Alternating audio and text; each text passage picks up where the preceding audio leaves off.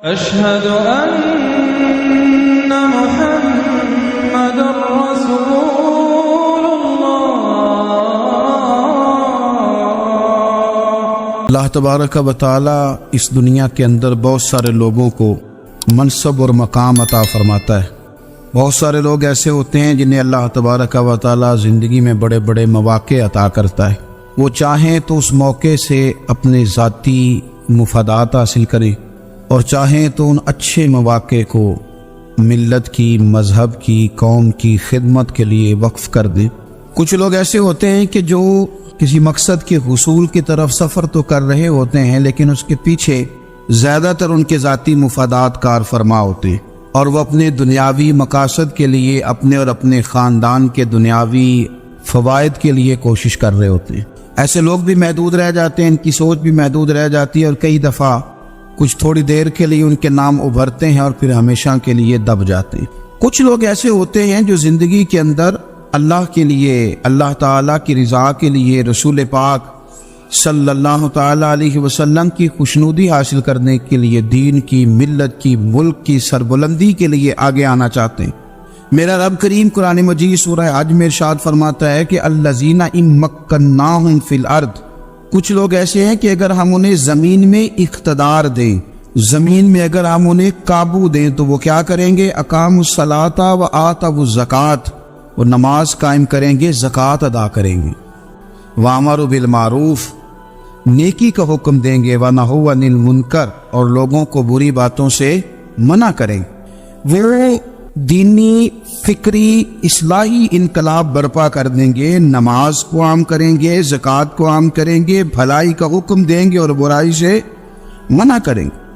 اللہ تبارک و تعالیٰ نے ان لوگوں کو جب اقتدار دیا، وہ کون لوگ تھے؟ سیدنا صدیق اکبر، حضرت فاروق اعظم، سیدنا عثمان غنی، حضرت مولا علی رضوان اللہ تعالی علیہم اجمعین۔ اللہ نے جب ان لوگوں کو اقتدار دیا زمین کے اندر، اللہ تبارک و تعالی نے انہیں نبی پاک علیہ الصلوۃ والسلام کی نیابت کے لیے چنا، تو ان لوگوں نے یہ انقلاب برپا کیا، نمازیں عام ہو گئیں، شوق سے لوگ صدقات و خیرات دینے لگے، بھلائی عام ہوئی، برائی کا کلا کما کیا گیا۔ ہمارے ہاں بھی لوگ احتساب کی باتیں کرتے ہیں، ہمارے ہاں بھی لوگ کہتے ہیں کہ میں رشوت خوری کو، کرپشن کو، ناجائز چیزوں کو ہمیشہ کے لیے جڑ سے اکھیڑ پھینکوں گا۔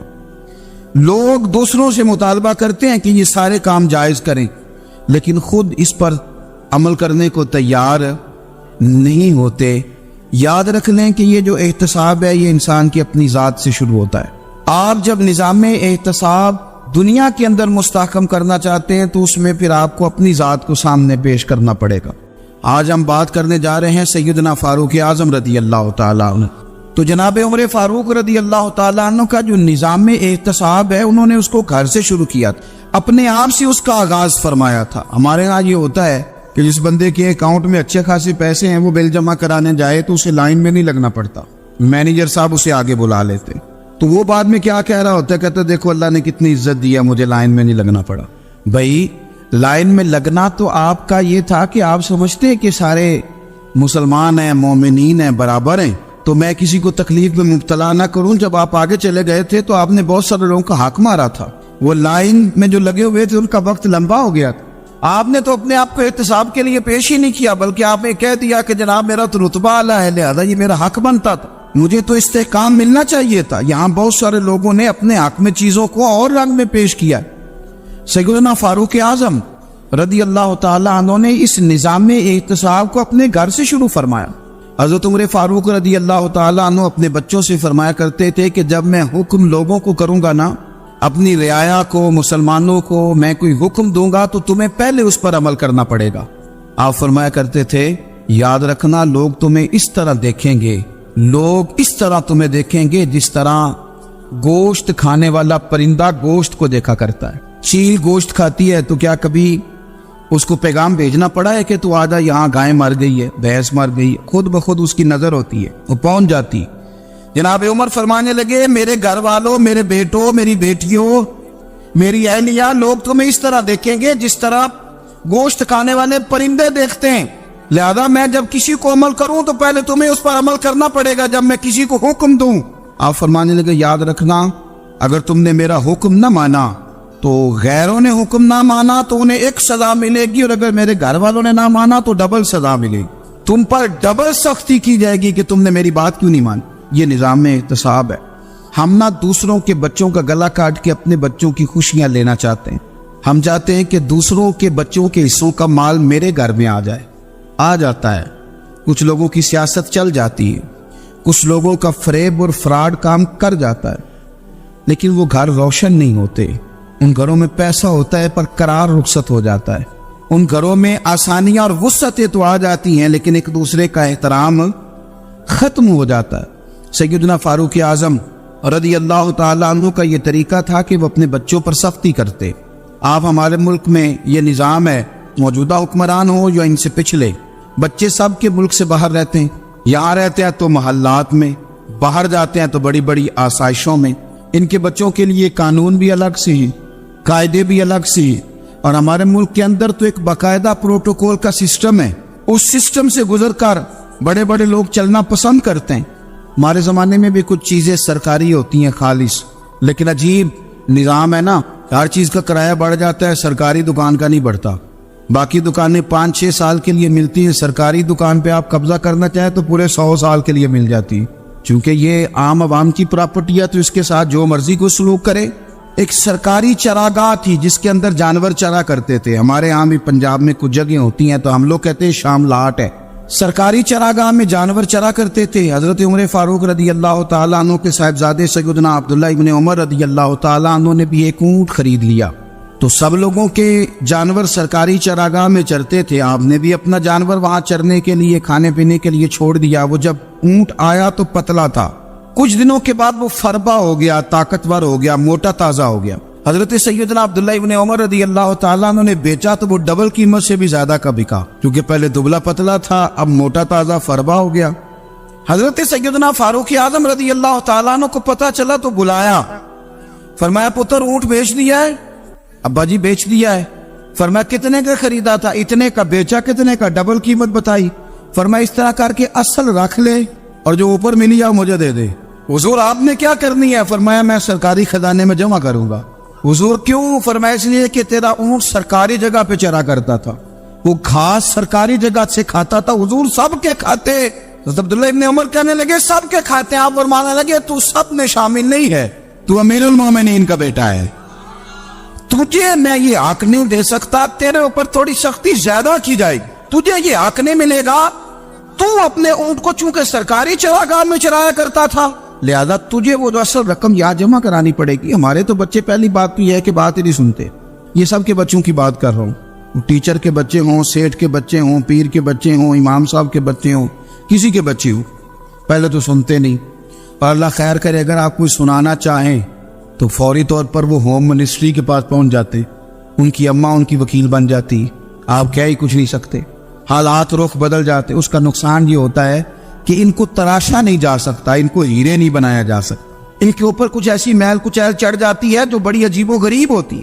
اور کچھ لوگ ایسے ہوتے ہیں جو خرابی کرنے میں بھی اپنا کردار ادا کرتے ہیں، خرابی کرنے میں، اور بڑے لوگوں سے منسلک ہونے کے لیے لوگ رستے تلاش کرتے ہیں، رستے۔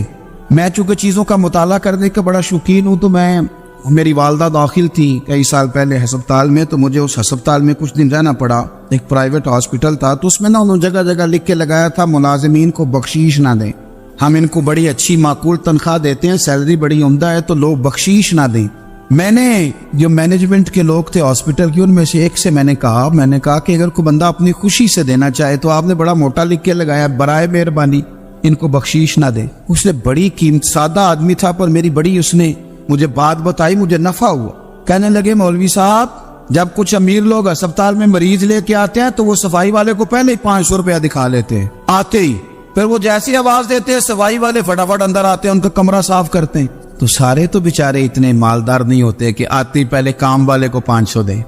پھر نقصان کیا ہوتا ہے کہ یہ جن کی ذمہ داری ہے بہت ساری ڈیوٹیاں کرنے کی، یہ ڈیوٹی نہیں کرتے، یہ پلٹ پلٹ کے ان کی طرف دیکھتے ہیں جن کے گھر سے سالن صحیح آتا ہے، ادھر ان کی توجہ زیادہ ہو جاتی ہے، جو نوٹ ان کو زیادہ دکھاتے ہیں، جو پھل لے کے آتے ہیں تو آدھا ان کو دیتے ہیں۔ تو ہم یہ کہتے ہیں یہ کام ہی نہ کرو، یہ اپنی تنخواہ پہ کام کریں تاکہ ہر آنے والے کا درد سمجھیں، ہر ایک کو یکساں یہ سروسز فراہم کریں، تو ہم یہ کام کرتے ہیں. ہم ایم پی اے کے اور کسی سے ہمارا تعلق نہ بنے تو ہم جناب اس کے ڈرائیور سے ہی تعلق بنا لیتے ہیں. ہم وہ جو آپریٹ کرنے والا ہوتا ہے ٹیلی فون، اسی سے بڑا تعلق بناتے ہیں، اس کو مٹھائی کا ڈبہ جلدی پہنچا دیتے ہیں. تو اسی طرح سے بڑے لوگوں کی اولادوں کو بگاڑا جاتا ہے. حضرت عاصم بن عمر رضی اللہ تعالیٰ عنہ، یہ سیدنا فاروق اعظم کے بیٹے تھے، مصر گئے تو لوگوں کو پتا چلا حضرت عمر کے بیٹے آئے. لوگوں نے تحفے دیے، بڑی بڑی چیزیں آپ کو دی. حضرت عمر کا بیٹا آیا، بڑے گفٹ دیے. تو صاحبزادے واپس آئے تو ان کے پاس بڑے تحائف تھے. سیدنا عمر فاروق رضی اللہ تعالیٰ عنہ نے دیکھا تو فرمایا ادھر لانا تحفے. کہا بھائی لوگوں نے مجھے دیے ہیں. فرمایا تو نے کیوں بتایا تھا کہ میں امیر المومنین کا بیٹا ہوں؟ کہا حضور ان کو ویسے ہی پتا چل گیا. فرمانے لگے پتر یہ تحفے تمہیں اس لیے ملے ہیں کہ تم امیر کے بیٹے ہو، یہ تحفے تمہارا حق نہیں، کیونکہ تمہیں اس کرسی کی وجہ سے ملے ہیں اور یہ کرسی مسلمانوں کی ہے، لہذا یہ حق بھی مسلمانوں کا ہی ہے. یہ لا سارے مال غنیمت میں جمع کیے جائیں. آپ اپنے گھر سے جب احتساب شروع کرتے ہیں، اپنے گھر سے، اور یہ یاد رکھیں یہ جو لوگ آتے ہیں آپ کے بچوں کو نوازنے کے لیے، یہ انہیں خراب کرتے ہیں، بگاڑ پیدا کرتے ہیں، یہ عجیب و غریب سی چیزوں میں مبتلا کر دیتے ہیں. بچوں کا نقصان ہوتا ہے کل کلام. پھر جو شاپر اچھا لے کے آئے پیر صاحب کے بچے ذرا اس سے پیار سے ملتے ہیں، نقصان ہو جاتا ہے. یہ دستے نگر ہو جاتے ہیں، یہ لوگوں کی طرف جیتے ہیں، دوسروں پہ ڈیپینڈ کرنے لگتے ہیں. حضرت ابو موسیٰ اشعری رضی اللہ تعالیٰ عنہ نے پہلے تو ایک قلین بڑا سونا تھا، تو آپ نے حضرت عمر کے گھر بھیج دیا کہ چلو ان کے گھر میں ان کی اہلیہ بچھا لیں گی. کہیں سے تحفہ آیا. پھر وہ جس کمرے میں مال غنیمت اور خزانہ رکھا جاتا تھا اس کی صفائی کر رہے تھے تو ایک دینار مل گیا. تو وہ دینار بچے سارے جا رہے تھے تو ان میں سے حضرت عمر کے ایک بیٹے کو چھوٹے کو بلایا اور بلا کے کہا پتر یہ دینار لے لو. حضرت عمر نے دیکھا کہ بیٹے کے ہاتھ میں دینار بھی ہے اور گھر میں قالین بھی ہے. ایک موقع پہ وہ قالین گیا، ایک موقع پر بچے کو ایک دینار دیا. تو حضرت عمر اپنی اہلیہ سے پوچھنے لگے یہ کہاں سے آیا قالین؟ کہا جناب ابو موسیٰ اشعری رضی اللہ تعالیٰ عنہ نے بھیجا ہے. بیٹے سے پوچھا دینار کہاں سے آیا؟ کہا مجھے انہوں نے ہی دیا ہے. آپ نے وہ دینار بھی لیا اور قالین بھی لیا اور اس کو لپیٹا اور جناب ابو موسیٰ اشعری کو بلایا اور اتنے سخت ناراض تھے. فرمانے لگے ابو موسیٰ اشعری سے کہنا میرے پاس پیدل آئے، گھوڑے پہ نہ آئے. اور جب آئے حضرت ابو موسیٰ اشعری تو جناب عمر اتنے ناراض ہوئے کہ وہ قالین لپیٹ کر تو ان کے سر پہ مار دیا. فرمانے لگے پکڑو اپنا دینار، تمہیں پورے مدینے میں میرے بیٹے کے علاوہ کوئی اور نہیں ملے گا جسے تم خراب کر سکو. میرا پتر ہی ملا تھا بگاڑنے کی، کس نے اجازت دی تم میرے بیٹے کو دینار دو؟ کیوں لائے تم میرے گھر میں قالین؟ حضرت عمر فاروق رضی اللہ تعالیٰ عنہ فرمانے لگے میں زمین پہ سونے کا عادی ہوں، زمین چٹیل بھی ہو تو رب کا بندہ بن کے سوتا ہوں تو اللہ مجھے آرام اور سکون کی نیند عطا فرما دیتا ہے. مجھے تمہارے مخملوں کی اور قالینوں کی ضرورت نہیں ہے. احتساب یہاں سے شروع ہوتا ہے بھائی. یاز ہم نہ اپنے گھر میں بیٹھ کے مایوس باتیں کرتے ہیں اور فلانے کے بچے کہاں پہنچ گئے، فلانے کے بعد بڑا پیسہ آ گیا، میں کچے مکان میں رہوں، میں یہ کروں، دیکھو مجھے نہیں سہولی. یہ تو آپ مایوسی والی باتیں کر رہے ہیں، یہ تو آپ کمزور باتیں کر رہے ہیں. یہ تو اس طرح کی باتیں تو ہارے ہوئے لوگ کرتے ہیں. اس طرح کا لب و لہجہ تو ان لوگوں کا ہوتا ہے جو احساس کمتری کا شکار ہوتے ہیں. یہ آپ نے کس طرح کا لب و لہجہ اور اپنے بچوں کو آپ بھکاری بنا رہے ہیں تاکہ دوسروں کو دیکھ کے تو مایوس ہو جائے. اٹھ باندھ کمر کیوں ڈرتا ہے، پھر دیکھو خدا کیا کرتا ہے. آپ کا جو احساس ہے وہ اتنا خوبصورت ہو، آپ کے لہجے کے اندر اس قدر ٹھہراؤ ہو، آپ کو اطمینان آ چکا ہو، اور آپ کے بچے کبھی بھی کمپیریزن نہ کریں اپنا کسی کے ساتھ، کبھی بھی انہیں کرنے نہ دیں. آپ وہ کبھی یہ بات نہ کریں کہ فلانے زیادہ اچھا کھاتے پیتے ہیں تو ہم کدھر ہیں، کرنے نہ دیں. انہیں بتائیں کہ بیٹا اپنی مٹی پہ چلنے کا سلیقہ سیکھو، سنگ مرمر پہ چلو گے تو پھسل جاؤ گے. ان کو بتائیں کہ جو تمہارے پاس ہے یہ خدا کا عطیہ ہے، اسی پر تم نے قناعت کرنی کبھی بھی. حضرت زید بن حارثہ سے نبی پاک صلی اللہ علیہ وسلم کو بڑا پیار تھا. پھر ان کے بیٹے حضور کے غلام زادے حضرت اسامہ بن زید کے ساتھ بھی حضور بڑا پیار کرتے. لیکن یہ تو مسلمہ حقیقت ہے نا کہ عظمت اور شان تو سیدنا فاروق اعظم کی زیادہ ہے. امت کا اتفاق ہے کہ نبیوں کے بعد سب سے بڑا درجہ جناب صدیق اکبر کا، اور پھر اللہ نے مقام عطا کیا حضرت فاروق اعظم کو. یہ بڑے لوگ تھے.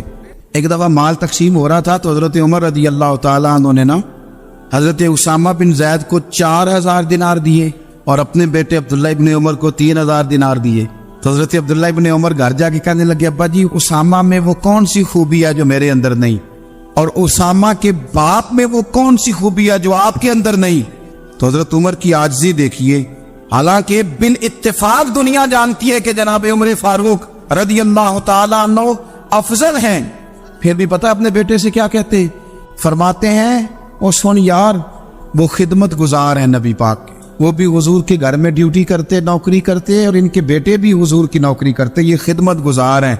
فرمانے لگے اگر تو نے پوچھ لیا تو سن، پھر میری تو رائے یہ ہے کہ تیرے سے زیادہ اسامہ بن زید حضور کی نظر میں پیارے ہیں، اور اسامہ کا باپ تیرے باپ سے زیادہ نبی پاک کا پیارا ہے۔ کوئی کمپیریزن کرنے نہیں دیا، بچوں کو کسی ایسی جگہ کھڑے ہونے نہیں دیا، فرمایا یہ وجہ ہے، یہ انداز ہے کہ تو زیادہ پیارا ہے۔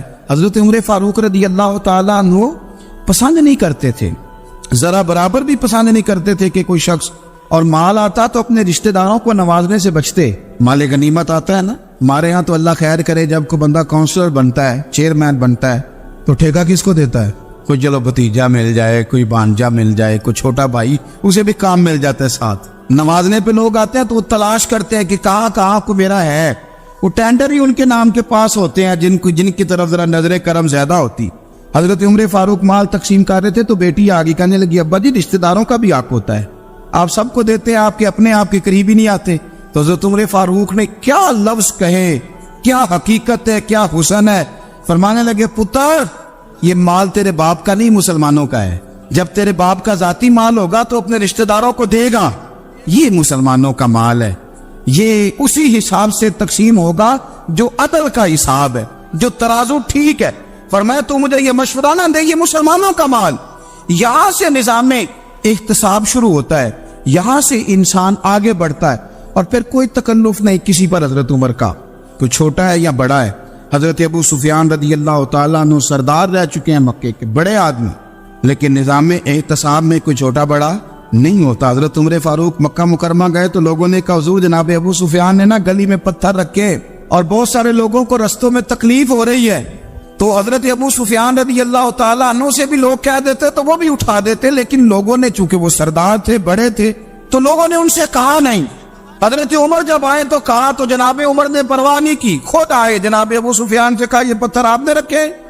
کہا حضور ہاں۔ فرمایا یہ بھی اٹھائیے، یہ بھی اٹھائیے، یہ بھی اٹھائیے۔ جب وہ اٹھا رہے تھے تو حضرت عمر کہہ رہے تھے شکر نہیں اللہ کا کہ عمر کہہ رہے ہیں اور ابو سفیان مانتے جا رہے ہیں، شکر نہیں۔ یہ نظام احتساب ہے کہ بڑا ہو یا چھوٹا ہو، اس کو یہ حق حاصل نہیں ہے کہ مسلمانوں کو وہ کسی تکلیف میں کسی بھی صورت میں مبتلا کرے، کہیں بھی کسی جگہ بھی، اس کو یہ والی اجازت نہیں۔ حضرت سیدنا عمر فاروق رضی اللہ تعالیٰ عنہ۔ پھر ایک اور بات تھی، میں کئی دفعہ یہ بات کہتا ہوں اور مجھے ذاتی طور پر اس کا بڑا تجربہ ہے، کچھ لوگ نا خوشامد پسند ہو جاتے ہیں، بڑی عمدہ تعریف کرتے ہیں، اوئے ہوئے ہو پول باندھتے ہیں پورے، آپ کے پاس آئیں گے تو کہیں گے جناب آپ سے زیادہ اچھا بندہ ہی کوئی نہیں، تو وہ نا آپ سے کام نکلواتے ہیں، پھر وہ کسی دوسرے کے پاس جاتے ہیں تو اسی طرح کا رویہ وہ دوسروں کے ساتھ کر۔ یہ عام لوگوں میں بھی مرض ہوتا ہے، عام لوگوں میں۔ اور بادشاہ وہ بندہ اگر، پھر تو اس کا دل کرتا ہے میں اگر بادشاہ سلام ہو تو 2-4 بندے دیہڑی پہ رکھ لوں پر میری تعریف ضرور کرے، پابندی ہوتی ہے، لوگ یہ کام بڑے شوق سے کرتے ہیں۔ اور شیخ سعدی فرمایا کرتے تھے لکڑی کو گھن کھا جاتی ہے اور بڑے لوگوں کو خوشامد کھا جاتی ہے خوشامد۔ حضرت عمر فاروق رضی اللہ تعالیٰ عنہ اس معاملے میں بھی بڑے مضبوط تھے۔ ویسے مجھے اور آپ کو اچھا کون لگتا ہے؟ ہماری غلطیاں بتانے والا؟ ہمارے ایسا فرمایا کرتے تھے اپنے دشمنوں کی باتوں پر بھی غور رکھو، تمہارے دشمن تمہیں نکھار دیتے ہیں، تمہارے اندر جو کوتاہیاں ہوتی ہیں وہ تمہیں پتہ چل جاتی ہیں کہ یہاں میری اصلاح ہو رہی، ان پر غور کرو وہ کیا کہتے ہیں۔ حضرت عمر فاروق کی تعریف کی ایک بندے نے، کمال تعریف کی، اس کا خیال تھا کہ رزلٹ بڑا شاندار آئے گا، بادشاہ کی تعریف ہوتی تھی تو پھر تھیلی جاتی تھی اشرفیوں کی، کمال رزلٹ آئے گا۔ تو حضرت عمر جب وہ پوری کر چکا نا بات تو فرمانے لگے تو خود بھی ہلاک ہوا اور مجھے بھی ہلاک ہی کر دیا ہے، خود بھی تباہ ہوا ہے مجھے بھی تباہ کر دیا، کس طرح کی باتیں کر رہے۔ ایک بندہ اور آیا اور اس نے آ کے کہا کہ پوری امت میں سب سے افضل ہے فاروق اعظم آپ ہی ہیں۔ حضرت عمر فاروق فرمانے لگے تجھے تیری ماں روئے، ابو بکر تجھ سے بھی افضل تھے، تیرے باپ سے بھی افضل تھے، اور صدیق اکبر مجھ سے بھی افضل ہے اور میرے باپ سے بھی افضل ہے۔ یہ تو کس طرح کی بات کر رہا ہے؟ یہاں ہر شے ہضم نہیں ہو جاتی، فوری طور پہ لوگ ڈکار بھی پورا نہیں لیتے۔ قرآن مجید نے کہا فلا تزکوا انفسکم هو اعلم بمن اتقى، اپنے منہ سے نہ کہو میں پاک صاف ہوں، اللہ زیادہ بہتر جانتا ہے کہ تم میں سے پرہیزگار کون ہے۔ اپنے منہ سے تعریفیں کرتے کراتے ہو، یہ مزاج چھوڑ دے۔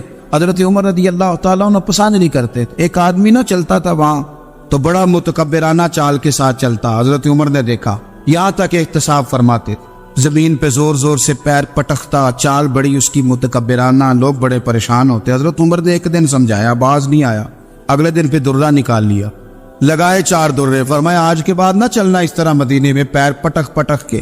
اس وقت تو اسے غصہ لگا، لیکن کچھ دیر کے بعد نا جب غصہ اترا تو حضرت عمر کے پاس آیا، کہنے لگا حضور اللہ آپ کا بھلا کرے، آپ نے درے نہیں مارے، آپ نے تو شیطان بھگا دیا جو میرے ساتھ چمٹا ہوا تھا، چمٹا ہوا شیطان آپ نے مجھ سے بھگا دیا ہے۔ یاد رکھیں مسند امام احمد بن حنبل میں حدیث ہے، اللہ کے پیارے رسول صلی اللہ علیہ وسلم فرماتے ہیں جو دنیا میں متکبرانہ چال کے ساتھ چلتا ہے نا، قیامت کے دن وہ اللہ سے اس حال میں ملے گا کہ رب اس سے ناراض ہوگا۔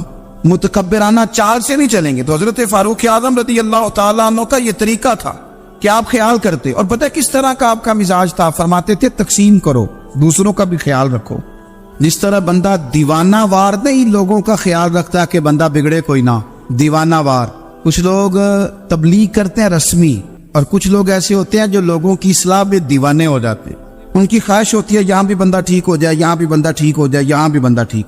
کچھ لوگ کڑی نگرانی کرتے ہیں کہ انسان بگڑنے نہ پائے۔ حضرت عمر فاروق رضی اللہ تعالیٰ عنہ نا گوشت والی دکان کے پیچھے جا کے بیٹھ گئے کئی دنوں تک۔ وہ کہنے لگا حضور یہاں کیا ہے؟ فرمایا تو اپنا کام کرنا، گوشت والی دکان پہ بیٹھے کام کر اپنا، نگرانی کرنے لگے حضرت عمر۔ پھر آپ نے نا وہ بندے پکڑ لیے، کون؟ جو 2 دن مسلسل گوشت خریدنے آئے، پکڑ کے کھڑا کر لیا، فرمایا تو کل بھی گوشت لینے آیا تھا؟ حضور ہاں۔ فرمایا آج پھر کھائے گا؟ حضور جی۔ تو آپ فرمانے لگے کیا تیرے محلے سے غربت ختم ہو گئی ہے؟ تیرے رشتہ دار سارے پیٹ بھر کے کھاتے ہیں، تو 2 دن گوشت لینے آتا ہے، فرمایا آج کے بعد مسلسل گوشت لینے آیا تو درے سے ماروں گا، خبردار یہ کام نہ کرنا۔ یہاں تک نظام احتساب کا جب خیال رکھا جائے پھر حالات بگڑا نہیں کرتے، پھر وہ قابو میں رہا کرتے۔ حضرت عمر فاروق رضی اللہ تعالیٰ عنہ اس ترتیب کے ساتھ اصلاح کرتے، اس ترتیب کے ساتھ۔ سیدنا فاروق اعظم رضی اللہ تعالیٰ عنہ کی ایک بات آخر میں عرض کرنی ہے، وہ میں بھی اپنے اوپر لاگو کروں، آپ بھی غور کریں۔ حضرت عمر فاروق رضی اللہ تعالیٰ عنہ نے نا خط لکھا حضرت ابو موسیٰ اشعری کو۔ آپ فرمانے لگے یاد رکھنا جو گورنر، جو امیر اپنے رب کریم کی فرما برداری کرتا رہتا ہے نا، اس کی رعایا بھی اس کی فرما برداری کرتی ہے، اور جو لوگ اپنے رب کریم کی فرما برداری چھوڑ دیتے ہیں پھر جنہوں نے ان کی فرما برداری کرنی ہوتی ہے وہ ان کی فرما برداری چھوڑ دیتے۔ آپ نے سپہ سالاروں کو خط لکھے تھے، فوج کے جو جرنیل تھے، کمانڈو تھے، ان کو خط لکھے تھے، فرمایا جو سپاہی نماز نہیں پڑھتا اسے فوج سے نکال دو، اور ساتھ لکھا تھا یاد رکھو جو رب کا وفادار نہیں وہ ہمارا کیسے ہو سکتا ہے، نکال دو ان لوگوں کو، فوج سے الگ کر دو۔ ہم آج جو بے پناہ پریشان ہیں، ہمارے بچے بات نہیں مانتے، شاگرد بات نہیں مانتے، ہم شکوے کرتے ہیں، بے ادبی بڑھ گئی۔ ادب کے ساتھ میں گزارش کروں گا بڑوں کی بارگاہوں میں، جو میری طرح کے بڑے بنے ہوئے ہیں، بزرگوں سے نہیں بات کرتا، ان سے میں کہوں گا کہ ہمیں ایک دفعہ اپنے اوپر بھی تو غور کر لینا چاہیے، کہیں ایسا تو نہیں ہے کہ ہم جب تک اللہ تعالیٰ کے فرما بردار تھے، جب تک ہم تقوی کے معیار پر تھے، ہماری بات ماننے والے ہماری بات مان رہے تھے، کہیں ایسا تو نہیں کہ ہم اس معیار سے ہل گئے ہیں تو اب جو ہمارے فرما بردار تھے وہاں سے ہل گئے۔ حضرت عمر رضی اللہ تعالیٰ عنہ فرمایا کرتے تھے کہ لوگوں کو عجب میں مبتلا نہیں ہونا چاہیے، خود پسندی کا جو ماحول ہوتا ہے اس سے لوگوں کو ہمیشہ نکلنا چاہیے۔ حضرت عمر کے ایک صاحبزادے نے کنگھی کر لی، اچھا لباس پہن لیا تو درہ مارا جناب عمر نے، تو آپ کی بیٹی کہنے لگی ابا یہ تو بالکل جائز ہے، اچھے کپڑے پہننا، اچھا لباس پہننا اور سر میں کنگھی کر لینا، اس پر درہ کیوں مار دیا؟ تو آپ فرمانے لگے بیٹا یہ خود پسندی میں مبتلا ہونے لگا تھا، یہ اپنے آپ کو بہت بھلا سمجھنے لگا تھا، اس کا خیال تھا کہ میں ہی ہوں، میرے علاوہ کوئی نہیں، یہ اس مقام پہ جا رہا تھا جہاں اس کی تربیت رک جاتی، اس لیے درہ مارا ہے۔ ایک دفعہ حکومتی معاملات کے اندر آپ کی اہلیہ نے مشورہ دینا چاہا، بڑے کام بیویاں نہیں کرتی، بڑے بڑے معاملات میں مداخلت نہیں کرتی۔ ہمارے بر صغیر میں وہ بادشاہ نہیں گزرا کہ جو فیصلہ کرتا تھا تو کرسی پہ بیٹھ جاتا تھا اور پردے کے پیچھے اس کی بیوی بیٹھ جاتی تھی، اور جب وہ فیصلہ سنانے لگتا تو یوں گردن پیچھے کرتا اور اہلیہ جو کہتی وہ فیصلہ سنا دیتا. لیکن ایک دفعہ خاتون نے ایک آدمی کو حضرت عمر نے معزول کیا تو آپ کی اہلیہ نے اس آدمی کی اہلیہ حضرت عمر کی اہلیہ سے ملی ہوگی تو خاتون نے ذرا سفارش کرنی چاہیے. تو جناب عمر فاروق رضی اللہ تعالیٰ عنہ کے ہاتھ میں عصا تھا, ڈنڈا تھا, 2-3 دفعہ زمین پہ مارا اور میں تمہیں کس نے اجازت دی ہے حکومتی معاملات میں مشورہ دینے کی؟ یہ مشورہ مولا علی دیں گے یا عثمان غنی دیں گے؟ آپ کو کس نے اجازت دی؟ وہ حکومتی معاملات, وہ مسلمانوں کا اجتماعی معاملہ وہ مسلمان دیکھیں. آپ کو اس میں آنے کی اجازت نہیں ہے. جو آپ کی ذمہ داریاں ہیں, آپ کے حقوق ہیں, ان پر آپ بات کریں. تو بھائی نظام میں احتساب اپنی ذات سے شروع کریں. ہماری اولادیں, ہمارے بچے, وہ باہر سے انہوں نے زیادہ اثر نہیں لیا. ہم نے انہیں بتایا ہے کہ ہم بڑے غریب ہیں, ہم بڑے مجبور ہیں, ہم تو بڑے کمزور ہیں, ہماری تو سنتا کوئی نہیں, یہ تو امیروں کا ملک ہے, اس میں تو فلانے کو اہمیت حاصل ہے. ان باتوں نے ہمارے بچوں کو کمزور کیا ہے. ان باتوں نے ہمارے بچوں کے دلوں میں احساس کمزوری پیدا کیا. آپ ان کو جینا سکھائیں. آپ ان لوگوں کو بتلائیں کہ رب کریم نے جو تمہارے لیے بہتر سمجھا وہ تمہیں اپنے فضل سے بڑا عطا فرمایا ہے. آپ ان کو ان کے مقام پر رہ کر خوددار اور قناعت پسند ہونا سکھائیں. آپ یقین کریں گھر امن والا بن جائے گا. بچے اگر بھنا ہوا گوشت کھا رہے ہوں اور پھر بھی لاڑی رہے ہوں کہ مسالہ میری مرضی کا نہیں, سٹائل میری مرضی کا نہیں, ٹیسٹ میری مرضی کا نہیں, یہ والا گوشت میں نے نہیں کھانا, یہ اس طرح کر کے بھنا ہوتا تو پھر میں نے کھانا تھا, وہ زیادہ خوفناک صورتحال ہو جاتی ہے. لیکن اگر ابا جی, اماں جی, گھر والے کھیتوں میں کام کر رہے ہوں اور بچے اچار کے ساتھ روٹی لے کے جائے اور بننے میں بیٹھ کے, پھٹے پہ بیٹھ کے وہ پھر کھانا شروع کریں, اور جب وہ اچار آئے اور وہ ایک دوسرے کو کہیں کہ آج تو 2 کلے ہو گئے میرے کام کے, اس دفعہ تو دیکھنا ہماری فصل کتنی شاندار ہوگی. ایک دوسرے کو دیکھ دیکھ کے وہ ہنسی اور مسکرائے اور ان کی باتوں میں لذت ہو, اور پھر وہ کہیں کہ آم بڑے اچھے مل گئے تھے, دیکھو اچار کتنا سونا آ گیا ہے, دیکھو یہ کس قدر زیادہ اچھا ٹیسٹ ہے, تیل بھی بڑا اچھا ہے, گل بھی بڑے وقت پہ گیا ہے. آپ یقین کریں یوں لگتا ہے کہ کائنات کی سب سے بہترین روٹی یہ لوگ کھا رہے ہیں. یہ سوچ حضرت عمر نے ہمیں دی ہے. حضرت عمر کا بیٹا مصر گیا, وہاں سے کمائی کر کے لایا, تجارت کرنے گیا, لاکھوں کا مال. کون سا باپ ہے دنیا میں جس کا بیٹا باہر سے پیسے لے کے آئے تو ابا تفصیل پوچھے کہ بیٹا کہاں سے کمائے, کہاں سے لایا, کتنے ملے, کیوں آئے؟ کون سا باپ تفصیل پوچھتا ہے؟ ابا تو کہتا ہے لا صحیح, اور طریقے کرتا ہے میرا بیٹا بڑی کمائی کرتا ہے. کبھی پوچھا ہے اس سے کہ ڈیوٹی صحیح دیتا ہے کہ نہیں؟ کبھی پوچھا ہے کہ تو ایمانداری کی روزی لاتا ہے کہ حرام کی کماتا ہے؟ یہ باپ کی ذمہ داری ہے, یہ اماں کی ذمہ داری ہے. پھر کہتا ہے بیماری کیسے آ گئی, پریشانی کیسے آ گئی؟ تو نے کبھی سوال کیا اپنی اولاد سے؟ حضرت عمر فاروق رضی اللہ تعالیٰ عنہ کا بیٹا مصر سے پیسے کما کے لایا تو جناب عمر نے بلایا اور میں بیٹے اتنی تو تیرے پاس راش ہی نہیں تھی, تھوڑے سے تو پیسے لے کے گیا تھا, اتنی کمائی کیسے ہو گئی؟ اتنے تو پیسے نہیں تھے صاحب, کہاں سے کمائی لائے؟ اس نے کہا ابا جی وہ جو میرے چچا ہے نا مصر کے گورنر, آپ کے دوست, انہوں نے میری مدد کی ہے. فرمایا جتنے لوگ گئے تھے سب کی ہے مدد اس نے؟ کہا نہیں صرف میرے کی. فرمایا تیرے کیوں کی؟ کہا حضور آپ کے دوست ہے. فرمایا چپ کر, حضور انہوں نے مجھے اتنے پیسے دیے, میں نے کاروبار میں ڈالے تو نفع آیا تو میں ان کی رقم دے کے. فرمایا خاموش ہو جا, باقی جتنے لوگ گئے تھے سب کی مدد کی اس نے؟ کہا نہیں حضور صرف میری کی. فرمایا اس نے تیری مدد نہیں کی, اس نے خلیفہ کے بیٹے کی مدد کی, اس لیے کہ وہ خلیفہ کو اپنے حق میں نرم کر سکے. فرمایا آدھا مال تیرا ہے, آدھا مال غنیمت کا ہے, مال خزانہ کا ہے, مسلمانوں کا ہے, اس لیے کہ تو جو وہاں سے مال کما کے لایا ہے وہ اپنے باپ کے خلیفہ ہونے کی وجہ سے کما کے لایا ہے, لہذا رکھ ادھر. یا کہتے ہیں کدھر سے آیا, کیسے آیا, کون سا حساب دے, کیا کرے؟ او بھائی حضرت عمر رضی اللہ تعالیٰ عنہ کا اپنی اولاد کے بارے میں یہ رنگ ہے. ایک جنگ سے نا خوشبو آئی, خوشبو بڑی مہنگی ہوتی تھی, عرب میں خوشبو آج بھی بڑی مہنگی ہے, وہ زیادہ استعمال کرتے. میری باتوں کی سمجھ آ رہی ہے میرے بھائی؟ بڑی مہنگی خوشبو تھی. جب وہ خوشبو آئی تو حضرت عمر نے کہا, گھر میں پہلے پہنچی حضرت عمر کے, چونکہ زیادہ عورتیں استعمال کرتی تھی گھر کے اندر خوشبو, مرد بھی لگاتے. حضرت عمر نے اپنی بیوی سے کہا, آپ کی زوجہ تو تھی وہ بڑی خوشبو کو پسند کرتی. حضرت عمر نے اپنی زوجہ سے کہا کہ خوشبو لاؤ, میں نے ایک عورت کی ڈیوٹی لگائی ہے, وہ خوشبو تول کے نا تو حصہ برابر صحابہ میں بانٹ دے گی. تو آپ کی زوجہ کہنے لگی کسی بی بی کی ڈیوٹی لگانے کی کیا ضرورت تھی, میں جو موجود تھی بانٹ دیتی ہوں, تول کے حصہ برابر. آپ نے فرمایا نہیں تو رہنے دے, فلانے بی بی بانٹے گی.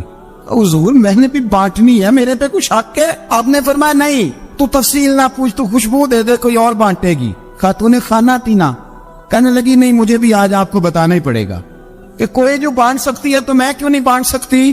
زوجہ کہتی عمر نے بات کی تو میری چیخیں نکل گئیں. حضرت عمر فرمانے لگے جب تو خوشبو بانٹے گی نا, تیرے ہاتھوں کو بھی لگے گی, تیرے دوپٹوں کو بھی لگ جائے گی. اگر رب کریم نے مجھ سے سوال پوچھا کہ عمر خوشبو تو مسلمانوں کی تھی, تیری بیوی کے دوپٹے کو کیوں لگ گئی, تو میں اللہ کے حضور کیا جواب دوں گا. اگر اللہ نے یہ سوال کیا کہ تیری بیوی نے کیوں لگائی, وہ تو حصہ تھا مسلمانوں کا, تو تو نے تیری بیوی نے کیوں لگائی, تو فرمایا میں نہیں چاہتا کہ اللہ کے حضور مجھے اور تجھے باز پرس ہو, لہذا کسی اور کو بانٹنے دے. زوجہ روئی اور تڑپ کے کہنے لگی عمر مجھے لگتا ہے صبح قیامت بھی تیری بیوی ہونے کی وجہ سے اللہ مجھے جنت عطا فرما دے گا, تیری زوجہ ہونے کی برکت سے. بھائی یہ معیار رکھا, خدا کی قسم ایسا شخص تاریخ میں دوبارہ نہیں آیا. اتنا بڑا آدمی, اتنا بڑا شخص, اتنا بڑا آدمی, اور پھر رنگ یہ ہے کہ عمر 22 لاکھ مربع میل کا حکمران, اور کھجور کے درخت کے نیچے مٹی کا ڈیلا لے کے سو گئے ہیں, پرواہ کوئی نہیں, کوئی مسئلہ ہی نہیں. 2 غلام ساتھ بیٹھے, ایک روٹی حضرت عمر نے گھر سے منگوائی, تھوڑا سا سرکہ, تو غلام کہنے لگے ہم نے بھی کھانی ہے. فرمایا کوئی حرج نہیں, روٹی کوئی پیٹ بھر کے کھانا ضروری تو نہیں, 3 حصوں میں بانٹ لیتے. ایک آدمی آیا ہوا تھا مصر کا رہنے والا ملنے کے لیے, اس نے پوچھا عمر کدھر ہے, تو کہا وہ ادھر جاؤ مسجد میں بیٹھے ہوں گے. اور واپس آیا تو کہنے لگا وہاں تو 3 غلام بیٹھے, ایک روٹی بانٹ کے کھا رہے ہیں, لگتا ہے کئی دنوں سے روٹی نہیں ملی.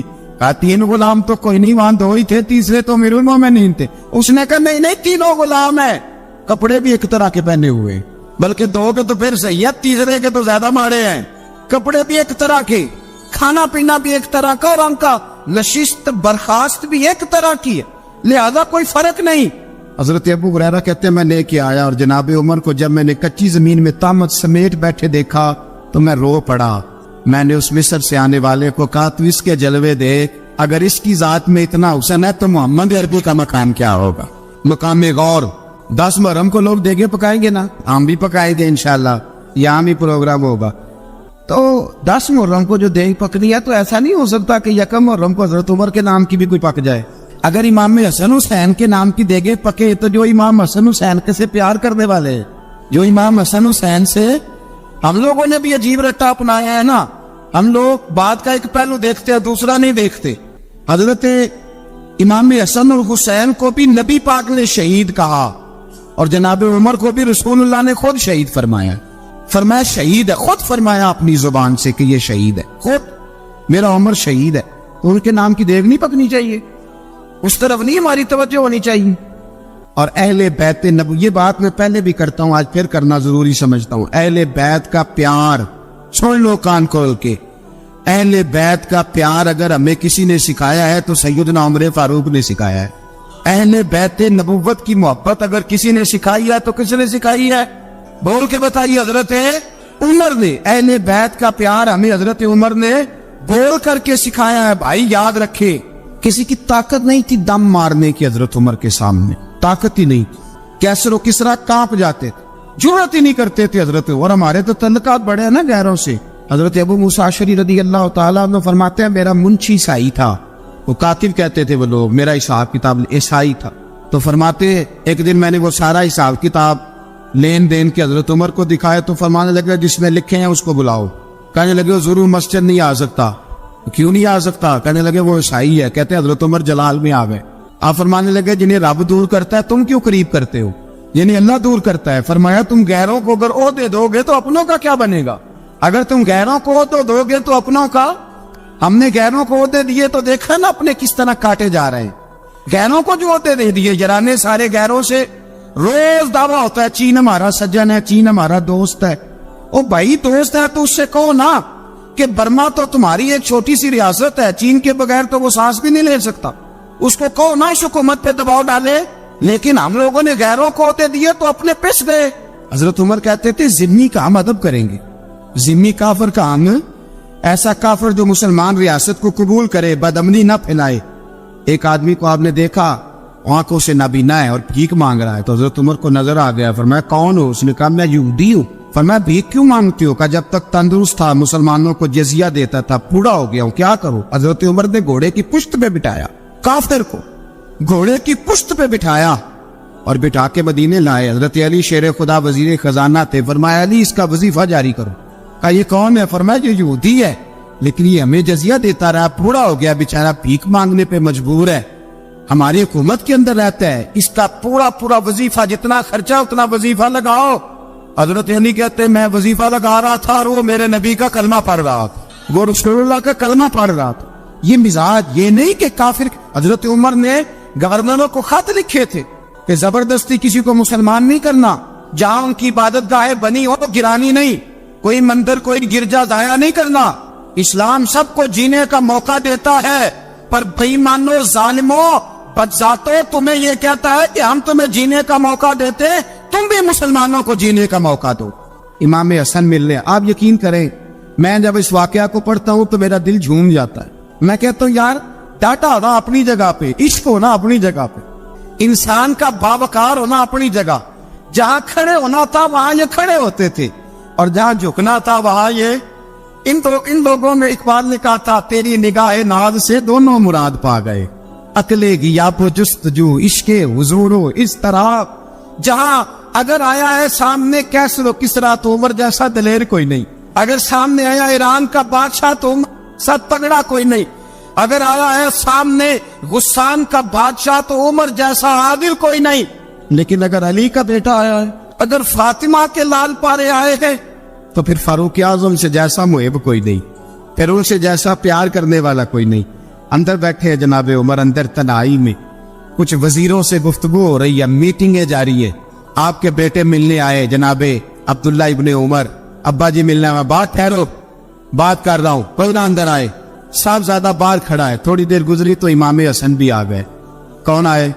आपको अजब मिलेगा इमाम साहब का नाम लेने से, वो सरदार है जन्नतियों। हसन तेरी नस्ल पाक में है बच्चा बच्चा नूर का, तू है ने नूर तेरा सब कराना। इमाम हसन आए तो हजरत अब्दुल्ला इब्ने उमर को दरवाजे पे खड़े देखा, कामिरुल मोमिनीन कहाँ है?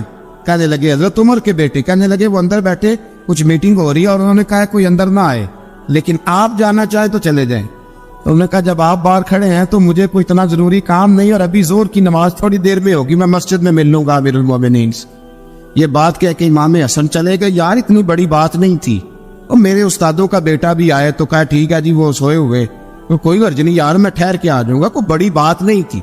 देखा जाए तो बड़ी बात नहीं थी, पर बात बहुत बड़ी थी, इसलिए कि ये खाली हसन नहीं, ये हसन इब्ने अली है, ये हजरत फातिमा के लख्ते जिगर। हजरत उमर बाहर निकले, अब्दुल्ला इब्ने उमर से पूछा कोई आया तो नहीं? तो कहा हुजूर इमाम हसन आए थे। तो कहा फिर शहजादे को अंदर क्यों नहीं भेजा? कहा मैंने कहा था। वो कहने लगे अगर अमीरुल मोमिनीन मसरूफ हैं तो मैं ज़ोहर में मिल लूंगा। हजरत उमर रोने लगे, फरमाया बेटे तूने अच्छा नहीं किया। फिर मस्जिद नहीं गए, सीधे इमाम हसन के दरवाजे दस्तक दी। इमाम हसन बाहर आए, कहा शहजादे आए थे तो मिले क्यों नहीं? तो इमाम हसन कहने लगे हुजूर आपका अपना बेटा दरवाजे पे खड़ा था और मना भी किया था आपने, तो मैं जोर में मिल लेता। हजरत इमाम हसन फरमाते जोश जज्बात में जनाबे उमर ने सर से पगड़ी उतार दी, जोश जज्बात। कहने लगे हसन मेरे बेटे का और आपका क्या मुकाबला? क्या उसकी माँ का नाम फातिमा ज़हरा है? क्या उसकी नानी का नाम खतीजतुल कुबरा है? क्या उसके नाने का नाम मुहम्मद मुस्तफा है? आपका और उसका क्या मुकाबला? फिर रो पड़े और कहने लगे बेटे मैं मक्के के सहराओं में ऊंट चराया करता था, ये जो मेरे सर पर इज्जत के बाल हैं ये तेरे नाने के उगाए हुए। मैं मक्के के खबरदार शहजादे खबरदार। ओ भाई अहले बैत नबुव्वत के अदब का रंग अगर सिखाया है तो सैयदना उमर ने सिखाया है। हजरत उमर फारूक अथॉरिटी है, इस्लाम की अथॉरिटी। यकम मुहर्रम हजरत उमर की शहादत है। यहूदी बोल उठा, काफिर बोल उठा। अगर 6 महीने उमर दुनिया में और रहते तो दुनिया में कोई काफिर मौजूद न होता। 6 महीने। और जब इस बतले जलील का जनाजा उठा, अल्लाह बुखारी पढ़िए ना, अल्लाह मरजुकना शहादतन फी सबीलिक, अल्लाह बिस्तरे की मौत ना देना, शहादत की देना। उमर शहीद हुए, मस्जिद नबी में नमाज पढ़ाते। और जब जनाजा उठा तो मदीने का फिर पीछे जो दलेर बचे वो मौला अली थे। जनाब उमर का जनाजा उठा तो सबसे पहली आए जो निकली वो हजरत अली की जुबान से निकली, और हजरत सारी दाढ़ी जोर से भर गई। लोगों ने कहा कि अली क्या हुआ? फरमाने लगे तुम देख नहीं रहे जनाजा किसका उठा है, पलट के देखो तो सही। तो पता नहीं ये कौन गया है? हुजूर क्या हुआ? आप फरमाने लगे उमर इस तरह के काम करके गया है, अब इनके रस्तों पे कौन चलेगा? कौन इसके जिगर राहे वफा में? मैं नक्श ऐसे छोड़ आया हूँ, मैं जिस मंजिल से गुजरा हूँ वो अब तक याद करती है। हजरत अली हजरत उमर के जनाजे पे खड़े होकर कहते हैं अल्लाह मुझे उस तरह के अमल करने की तौफीक दे जिस तरह के उमर करके गया। मेरे भाई पतले अजीज पतले हुर्रियत हजरत उमर रजी अल्लाह ताला अन्हु जो अपनी जिंदगी इनकलाब वाली गुजार के गए। उमर जब दुनिया से गए तो 80 दिनार का कर्जा था, 22 लाख मुरब्बा मील का हुक्मरान, और अपने बेटे से कहने लगे बेटे कोशिश करना तेरे खानदान वाले मिल के मेरा कर्जा उतार दे, मेरी कब्र पे बोझ ना रहे, और अगर खानदान वाले मदद न करें तो मेरे दोस्तों से बात करना, वो मदद न करे तो फिर अली से बात करना। इनका प्यार आपस में इतना और तू इख्तलाफ साबित कर रहा है। 80 दिनार का कर्जा छोड़कर हजरत उमर दुनिया से गए और जाती दफा कह गए मेरे बाद मेरे बच्चों को हुकूमत के मशवरे में भी शामिल ना करना, हुकूमत के मशवरे में भी मेरी औलाद शामिल ना हो। इतना बड़ा शख्स इतना बड़ा रंग दे के यकम मुहर्रम को जब उमर फारूक का विसाल हुआ तो बेटे से कहने लगी अम्मा आयशा से जाके कहो मेरा भी नबी पाक के रोजे में दफन होने को दिल करता है। एक कब्र की जगह है अम्मा जी ने अपने लिए रखी है, बुखारी या बुखारी। हजरत आयशा के पास साहबजादे गए, कहने लगे अम्मा जी उमर को जख्म लग गया है, हालत बड़ी परेशानी वाली है। वो कहते हैं अगर अम्मा इजाजत दे। सैयद आयशा रो पड़ी, फरमाने लगी को अपनी कब्र की जगह तो नहीं ना किसी को देता, पर उमर ने कमाल ही बड़ा किया, उसे कहो जाओ गुंबद खजरा में कयामत तक जो मुस्तफ़ा पे और अबू बकर पे सलाम पड़ेगा वो तुझ पे भी सलाम पड़ के जाए, जाओ मैंने जगह दी। हजरत उमर फारूक रज़ी अल्लाह ताला अन्हु मदीने की गली से गुजर रहे हैं, अमीरुल मोमिनीन है, मदीने की गली से गुजर रहे हैं। एक घर के अंदर से बच्चियों के रोने की आवाज आई, बच्चियां रो रही हैं और बच्ची अपनी माँ से क्या कहती है? कहती अम्मा अबू बकर तो अब इंतकाल कर गए, हजरत उमर का पहले दिन है खिलाफत का, अब हमारा क्या बनेगा? अबू बकर तो विसाल कर गए। हजरत उमर फारूक रज़ी अल्लाह ताला अन्हु ने रोने की आवाज सुनी, दरवाजे पर दस्तक दी, कहा बेटो क्या बात है? तो बच्चियां कहने लगी उमर हमारे अब्बा जी हमारी 10-15 बकरियां हैं, तो हमारे वालिद साहब उनका दूध धो के बेचा करते थे, गुजारा हो जाता था। जिस दिन अब्बा जी फौत हुए तो उस दिन से लेकर अबू बकर सिद्दीक रोज असर के बाद आया करते थे, हमारी बकरियों का दूध धो के देते थे, कुछ हम पीती थी कुछ बेच लेती थी, गुजारा चलता था। जिस दिन अबू बकर सिद्दीक खलीफा बने तो हमने जाके कहा अबू बकर अब कौन दूध धोएगा? तो सैयदना सिद्दीक अकबर रज़ी अल्लाह ताला अन्हु ने फरमाया बेटे पहले तो मैं मर्जी से खिदमत करता था, अब तो मुस्तफ़ा की उम्मत की नौकरी मेरी ड्यूटी बन गई है, तो मैं आऊँगा। बच्चियाँ रो रही हैं, हजरत उमर को बताती है, कहती हैं अब अबू बकर चले गए हैं तो हम परेशान हैं, यतीम हैं, लवारस हैं, भाई कोई नहीं, कौन आएगा, कौन देखभाल करेगा? हजरत उमर फारूक घुटनों के मल जमीन पे बैठ गए, उन छोटी छोटी बच्चियों को सीने से लगाया, फरमाने लगे मैं अबू बकर का क्या करूं, मेरे लिए रास्ते बड़े मुश्किल कर गया है, मैं उसके किस किस बादशाह वक्त होके वो गरीबों के घरों में आके उनकी बकरियों का दूध भी धोता था, अमीरुल मोमिनीन होके ये रंग भी था। और मैं बेटियों फिक्र न करना, जब तक उमर जिंदा रहेगा उमर आता रहेगा, ये नौकरी करता रहेगा। कोई दिन बीते तो हजरत उमर फारूक को याद आया वो मदीने में एक बूढ़ी अम्मा भी रहती है जिसका कोई घर का काम करने वाला नहीं और जिस बीबी का कोई बाल बच्चा नहीं और आंखों से भी वो नाबीनी है। हजरत अबू बकर सिद्दीक रात के सन्नाटे में जाया करते थे, उसके घर में झाड़ू देते थे। ये बादशाह है, इसकी फकीरी का रंग देखो, उसको कुएं से पानी भर के ला के देते थे। और ये लफ्ज आप सुनेंगे तो हैरान हो जाएंगे। उस बूढ़ी अम्मा के लिए ना एक कोने में घर में दूर बार सेम एक जगह खोद दी थी जहां वो बीबी पखाना और पेशाब करती थी। अमीरुल मोमिनीन हजरत अबू बकर सिद्दीक रात को जाते थे और उसका वो पखाना वहां से उठा के बाहर फेंक के आया करते थे। उस औरत ने पैगाम भेजा कि उमर से कहो मेरी भी ड्यूटियां तूने ही सर अंजाम देनी है। उमर फारूक सारी रात काम करते, सन्नाटा गहरा होता, झाड़ू दबाया है बगल में और उमर फारूक निकले हुए, उस बीबी के घर में झाड़ू दिया जा रहा है। हजरत अनस बिन मालिक फरमाते, मैंने आखिरी उम्र में भी इस बूढ़े उम्र को देखा है, इस बुढ़ापे में भी मैंने इस शख्स को देखा है कि जब वजूद कमजोर हो गया, दाढ़ी सफेद हो गई, लेकिन फिर भी इसका अंदाज नहीं बदला। इसने सारी जिंदगी बादशाही में फकीरी करके गुजार दी, ये फिर भी किसी के घर में झाड़ू देता है, किसी की बकरियों का दूध धोता है, ये किसी गरीब मेरे दोस्त ये। और जब सैयदना फारूक आजम रदी अल्लाह ताला अन्हु खुतबा देने बैठते तो कपड़े फटे हैं, पैबंद लगे हैं, मिजाज सादा है, बड़ा माल आया है, बड़ा माल, लेकिन तकसीम कर दिया। और यही अंदाज आगे अपने गवर्नरों को दिया। हजरत सईद बिन आमिर रदी अल्लाह ताला अन्हु आपके गवर्नर है, हम्स के गवर्नर है। जब लिस्ट आई ना गरीबों की, हजरत उमर ने कहा कि हम्स के जितने गरीब लोग हैं उनकी लिस्ट बना के भेजो, उनको चंदा लगाना है। तो 17वें 18वें नंबर पर हजरत सईद बिन आमिर का नाम भी आ गया, गवर्नर साहब का। तो हजरत उमर ने सोचा शायद कोई और सईद बिन आमिर है, फरमाने लगे ये कौन है जिसकी ड्यूटी लगाई थी? इससे कहने लगे ये सईद कौन है? तो कहा हजरत जी हमारे सूबे का गवर्नर। तो फरमाया इसकी लिस्ट फकीरों में? फरमाने लगे पता नहीं आपने क्या रंग भर के भेजा है, महीना महीना ये शख्स दरख्तों के पत्ते खा के गुजारा कर देता। क्या ये मैं फरिश्तों की कहानियां नहीं सुना रहा आपको, मैं आपको जिन्नात की जहार में बाला की बातें नहीं, इस धरती पे बसने वाले, इस धरती पे वक्त गुजारने वाले मेरे रसूल पाक के तैयार करदा हीरों की बातें अर्ज कर रहा हूं। हजरत उमर गए एक दफा, कहा मुझे बताओ तुम्हारा गवर्नर कैसा है? तो हम्स के लोग कहने लगे हमें अपने गवर्नर से 4 शिकायतें।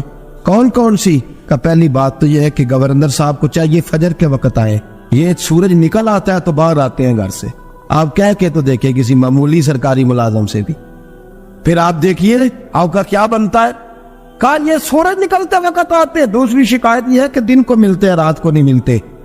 तीसरी शिकायत यह है कि महीने में एक दिन मिलते ही नहीं गवर्नर साहब। चौथी शिकायत है कि रोते हैं, कभी कभी इतना रोते हैं कि बेहोश हो जाते हैं। हजरत फारूक आदम ने खड़ा कर लिया, फरमाया सईद तेरी शिकायत आई ना का हुजूर हुक्म। फरमाया सुना है, पहले तू फजर के वक्त आ जाता था लोगों के मसाइल सुनने, अब तू सूरज निकलते वक्त आता है।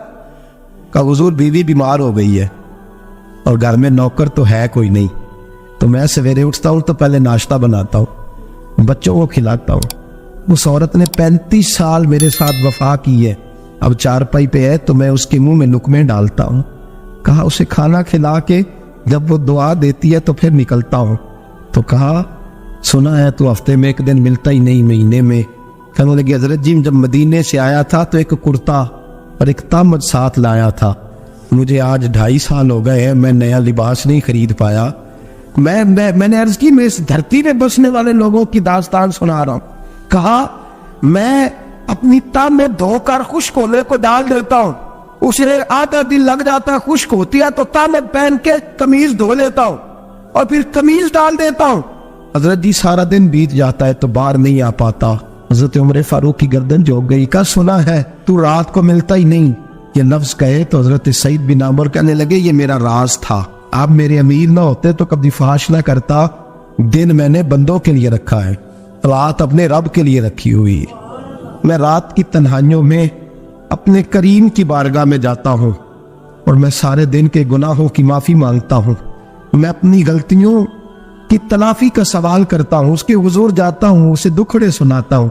रात मेरी उसके लिए बीत जाती है। हजरत उमर की और गर्दन झुक गई। फरमाया ये बता कि तू मिलता ही नहीं, कि कभी कभी तो रोता है और बेहोश हो जाता है। हजरत जी 40 साल की उम्र में कलमा पड़ा है, जब 40 साल के पिछले गुनाह याद आते हैं तो कब फिर मैं जब्त नहीं कर पाता वो खताएं, वो पाप, वो जुर्म, वो खताएं। जब सोचता होगा कि रब खड़ा करके पूछेगा बता ये जुर्म क्यों किया, तो वो एहसास मुझे परेशान कर देता है। हजरत जी मैं फिर बर्दाश्त नहीं कर पाता, फिर मैं तड़प उठता हूँ, मेरी ये कोताहियां हैं, बताइए क्या कहते हैं। हजरत फारूक आजम ने गर्दन उठाई तो आंखों में आंसू थे। कहने लगे या अल्लाह मुझे इस जैसे कुछ और गवर्नर भी अता फरमा, या अल्लाह इस जैसे कुछ और गवर्नर भी। अजीजों अपना हाल क्या है। मुल्क शाम जब फतह हुआ तो हजरत सईद बिन साद बिन अबी वकास رضی اللہ تعالیٰ عنہ کہتے ہیں کہ کچھ لوگ مجھے کہنے لگے کہ ہم آپ سے معاملات طے نہیں کریں گے، ہم جزیہ دیں گے، ٹیکس دیں گے، اسلامی حکومت کے زیر اثر آئیں گے، لیکن آپ سے معاملات طے نہیں کریں گے، اپنے امیر کو بلائیے۔ تو حضرت سیدنا سعد بن ابی وقاص کہتے ہیں میں نے خط لکھا، فرماتے خط لکھا حضرت عمر کو، میں نے کہا جناب آئیے۔ جواب میں حضرت عمر نے خط میں جواب لکھا کہ فلاں دن فلاں تاریخ فلاں وقت میں ملک کے شام پہنچ جاؤں گا۔ حضرت سیدنا عمر چلے گھر سے، ایک غلام، ایک گھوڑا، ایک نیزہ۔ حضرت فاروق اعظم نے کچھ کھجوریں، خشک کھجوریں، کچھ سرکہ باندھ کے رکھ لیا رستے میں کھانے کو۔ یہ بادشاہی میں فقیری ہو رہی ہے، لاکھوں مربع میل کا حکمران ہے، کروڑوں لاکھوں روپے پاس پڑے ہوئے ہو، وہ ساری چیزیں رکھ لی اور سیدنا عمر فاروق رضی اللہ تعالیٰ عنہ چلنے لگے۔ اب غلام سے کہنے لگے بھئی میرا گھوڑا ذرا ماڑا ہے، کمزور ہے، طے کر لیں، اتنے میل تو گھوڑے پہ بیٹھے گا، میں پیدل چلوں گا، پھر اتنے میل میں گھوڑے پہ بیٹھوں گا، تو پیدل چلے گا۔ ملک کے شام پہنچنے کا وقت آ گیا۔ جب وقت آیا تو پیدل چلنے کی سواری حضرت عمر کی تھی، ان کی باری تھی پیدل چلنے کی، اور سواری پر سوار ہونے کی باری غلام کی تھی۔ تو یہ لوگ رشتے کرتے ہیں نا تو کرائے کی کار لے کے چلے جاتے ہیں، بعد میں وہ پوچھتے ہیں کہ تسی تے کار تے آئے سو۔ ہم اپنے آپ کو بنانے کے لیے جھوٹی اناج بھی خریدنی پڑے تو خریدنے سے ہم پرہیز، ہم جو بتاتے ہیں وہ ہم ہوتے نہیں، اور جو ہوتے ہیں وہ ہم بتاتے ہیں۔ حضرت سیدنا عمر فاروق رضی اللہ تعالیٰ عنہ سواری پہ غلام ہے، خود پیدل ہے، اور حال کیا ہے؟ بارش ہوئی تھی تو کچھ پانی کھڑا تھا، چھوٹے چھوٹے جوہڑوں میں چھوٹے چھوٹے تالاب بنے ہوئے تھے، پانی کھڑا تھا۔ تو حضرت عمر فاروق رضی اللہ تعالیٰ چمڑے کے جوتے پہنے، وہ جوتے دونوں اتار کے تو بغل میں دبا لیے۔ حضرت سعد بن ابی وقاص فرماتے اسی بغل میں نیزہ رکھ لیا اور تامت تھوڑا اونچا کر لیا کہ پانی سے چلنا ہے، اور غلام کو گھوڑے پہ بٹھایا ہے اور گھوڑے کی لگام پکڑی ہے تو یوں پیچھے رکھی ہوئی ہے، اور حضرت سیدنا فاروق اعظم رضی اللہ تعالیٰ عنہ آ رہے ہیں۔ غلام کہنے لگا حضور لوگ دیکھ رہے ہیں، مہربانی کرے بیٹھ جائیں۔ فرمانے لگے نہیں باری تیری ہے، تو ہی بیٹھے گا۔ اس نے کہا حضور نہیں وہ تو ٹھیک ہے، کوئی باری فرض تو نہیں نہ ہو گئی، آپ مہربانی کریں آپ آ جائیں، ذرا لوگ آ رہے ہیں۔ فرمایا تمہیں کہا تھا، غلام کا تھا میں نے تیسری دفعہ کہا تو حضرت عمر نے جلال سے دیکھا، اور جناب عمر کا جلال تو زمین کانپنے لگ جاتی تھی۔ کہتے ہیں کہا حضور آپ آ جائیں، تو کہتے تجھے کہا ہے نا چپ کر کے بیٹھا رہے، کہتے ہیں میں گھوڑے پہ ہی کانپنے لگا۔ غلام اب حضرت سعد بن ابی وقاص کہتے ہیں سورج غروب ہو رہا تھا، شعائیں پانی میں پڑ رہی تھی، حضرت عمر پانی سے میں نے غور سے دیکھا تو دوڑا گیا، جا کے نا بچے نہیں مشورہ دیتے ابا جی کو، ابا جی انج نہیں کری دا، دور بدل گیا جے، کہتے میں دوڑا گیا اور جا کر کے حضرت سیدنا عمر فاروق کو کہا حضور مہربانی کریں، ٹھیک ہے آپ کی درویشی سے کون آگاہ نہیں، وزیر کھڑے ہیں، سفیر کھڑے ہیں، بڑے بڑے عمراء، بڑے بڑے ملکوں کے حکمران ہیں، آپ مہربانی کریں یہ تم ذرا نیچا کریں، اور جوتا پہن لیں، اگر خراب ہو گیا تو اللہ نیا بھی دے دے گا، اور مہربانی کرے ذرا غلام کو کہے نیچے آ جائے۔ حضرت عمر کہنے لگے تمہیں کیا تکلیف ہے؟ کہا حضرت جی وہ وزیر مشیر کھڑے ہیں، یہودی ہیں، عیسائی ہیں، نجرانی ہیں، وہ بڑے بڑے مزاحمت کر بڑے بڑے ملکوں کے، آپ کا بڑا نام سنا ہے۔ حضرت سیدنا سعد بن ابی وقاص فرماتے ہیں میرے ساتھ اتنا ترش رویہ حضرت عمر کا پہلے کبھی نہیں ہوا، کہتے ہیں ماتھے پہ شکن آیا اور کہنے لگا تجھے تیری مار ہوئے، ان چار لوگوں کے لیے میں اپنے نبی کا طریقہ چھوڑ دوں، ان چار دنیا داروں کے لیے نبی پاک کا طریقہ چھوڑ دوں؟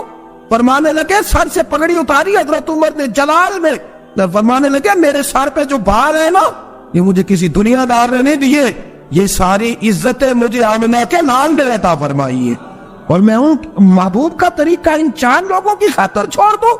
فرمایا قرآن کہتا ہے ان اللہ یامر بالعدل والاحسان، جب میں نے خود عدل کا تقاضا یہ رکھا ہے کہ کبھی وہ بیٹھے گا کبھی میں بیٹھوں گا، باری اس کیا تو میں کیسے بیٹھ جاؤں؟ حضرت سعد بن ابی وقاص فرماتے ہیں اسی درویشی میں سلام اس پر کہ جس نے بادشاہی میں فقیری کی، کہتے ہیں اسی درویشی میں حضرت عمر پہنچے تو جو پہلے ڈرا کرتے تھے جب حضرت عمر آئے تو انہیں کامتے بھی دیکھا، روب اور بڑھ گیا، ان کے دلوں کے اندر حضرت عمر کا دبدبا اور بڑھ گیا، اور میرے کانوں میں کہنے لگے سعد پہلے سنا تھا لیکن دنیا سچی کہتی ہے، جو حال محمد اور محمد کے غلاموں کا ہے صلی اللہ علیہ وہ دنیا میں دوسرا کوئی حاصل کر سکتا؟ آج ہمارے پروٹوکول، ہمارے دبدبے، ہماری انا پرستیاں، ہمارے دعوے، ہمارے طریقے، میرے عزیزوں لوگ ہمیں آ کے مثال دیتے ہیں، کہتے ہیں یورپ کی فلاں گلی میں یہ ہوتا ہے، میں نے کہا وہ گرد راہ کو نہیں پہنچ سکتے، یہ ساری چیزوں تو میرے مصطفیٰ کے غلاموں سے حاصل کی ہیں، لوگ ہم نے چھوڑ دی، غیروں نے اپنا لی، خدا را اپنی زندگی میں تبدیلی لائیں.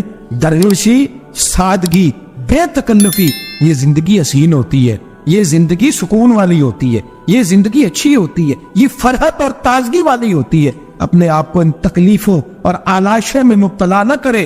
اگر اللہ مانگ دے، عزت دے، دولت دے، اللہ تعالیٰ نفاست عطا کرے تو پھر اپنے آپ کو سادہ کرے، آزاد کرے، کھلی ہوئی کتاب بنا کے اپنے آپ کو رکھے. مجھے ایک بچہ کہنے لگا حضرت جی جب بھی آتے ہیں آپ کہیں بیٹھے مل جاتے ہیں، ہم کسی کو لا کے کہتے ہیں جناب حضرت جی بڑے مصروف ہیں اور آپ یہاں آگ تاپ رہے ہیں جلا کے، مہربانی فرمائیں. میں نے کہا یار 2-4 دن تو بن سور کے بیٹھنا بندے کے لیے آسان ہوتا ہے، سارا دن ملمہ سازی کر کے رکھنا اتنا آسان کام ہو تو ویسے بھی بندہ جو ہو وہ نظر آئے تو اس کے لیے زیادہ بہتر ہوتا ہے. جو ہو وہ دکھائی دے، وہ زندگی آسان ہو جاتی ہے، بہتر ہو جاتی ہے. اور ویسے بھی جو کھلی ہوئی کتاب ہوتی ہے اس میں لوگ مشکوک نہیں ہوتے، جو بندی ہوئی ہوتی ہے نا اس میں لوگوں کو خبر نہیں ہوتی کہ نہ جانے یہ کیا معاملہ ہے. میرے عزیزو، اپنے آپ کو بے تکلف بنائے.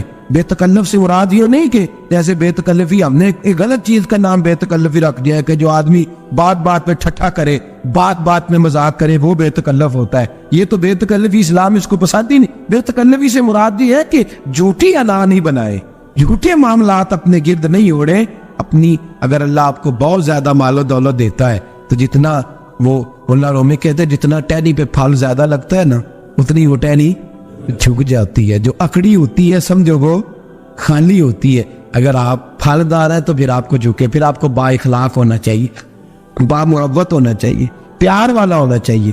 زندگی میں اس چیز کو ضرور اپنائیے. بڑے لوگ وہی ہوتے ہیں جن کا کردار بڑا ہوتا ہے، بڑے وہی ہوتے ہیں جن کی بات بڑی ہوتی ہے. کوئی باتوں سے اور پروٹوکول سے کبھی بڑا نہیں ہوتا. ہمیشہ مدحت خیر الانام میں گزرے، دعا ہے یوم اور درود و سلام میں گزرے. آخر دعوا یان الحمدللہ.